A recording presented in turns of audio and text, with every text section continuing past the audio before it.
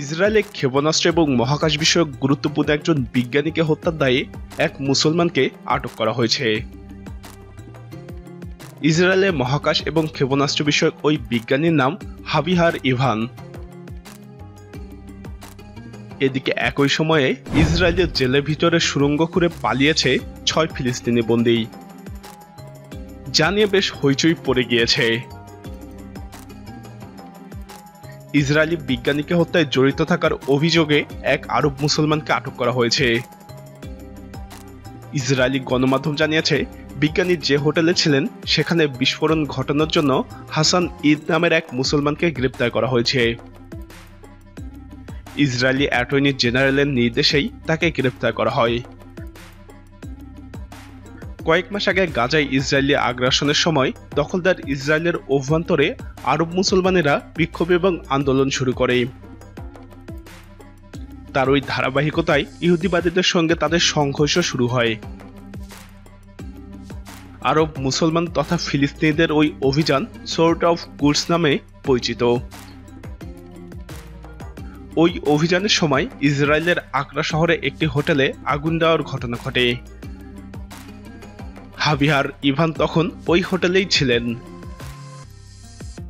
Israeli গণমাধ্যমে এর আগে বলা হয়েছে, আগুন এবং ধোঁয়ার কারণেই তিনি আহত হন। পরে হাসপাতালে চিকিৎসাধীন অবস্থায় মারা যান। ইসরায়েলি গণমাধ্যমের প্রতিবেদনে আরও বলা হয়েছিল, হাভিয়ার ইভান হাইফা হাসপাতালে স্থানান্তরের পর থেকেই তিনি অজ্ঞান ছিলেন। সে সময় বিশেষ যন্ত্রের সাহায্যে শ্বাস নিচ্ছিলেন। মৃত্যুকালে তার বয়স হয়েছিল ৮৪ বছর। হাভিয়ার ইভান দখলদার ইসরায়েলের মহাকাশ সংস্থার সাবেক প্রধান ছিলেন। এই বিজ্ঞানী ইসরায়েলের ক্ষেপণাস্ত্র শিল্পেরও ব্যাপক অবদান রেখেছে বলে জানা যায়। এই বিজ্ঞানীকে তার অবদানের জন্য ইসরায়েলি প্রতিরক্ষা মন্ত্রণালয়ের পক্ষ থেকে সর্বোচ্চ পুরস্কারেও ভূষিত করা হয়েছিল।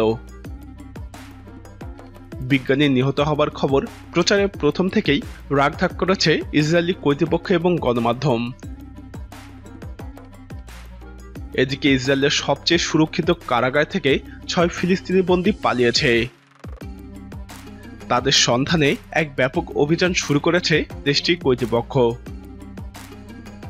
গিলবোয়া কারাগারের একটি সেলের মেঝেতে খোঁড়া একটি সুড়ঙ্গ দিয়ে ওই বন্দীরা পালিয়ে যায়। ধারণা করা হচ্ছে, কয়েক মাস ধরে ওই সুড়ঙ্গটি খোঁড়া হয়েছিল এমনভাবে যেন সেটি দিয়ে কারাগারের প্রাচীরের বাইরের একটি রাস্তায় বেরোনো যায়। ফিলিস্তিনি বন্দীদের এই কাজ সিনেমার গল্পকেও হার মানায়। প্রিয় দর্শক, ইসরায়েলি বিজ্ঞানীকে হত্যার অভিযোগে মুসলিম যুবককে বন্দির পিছনে ইসরায়েলের কি উদ্দেশ্য থাকতে পারে?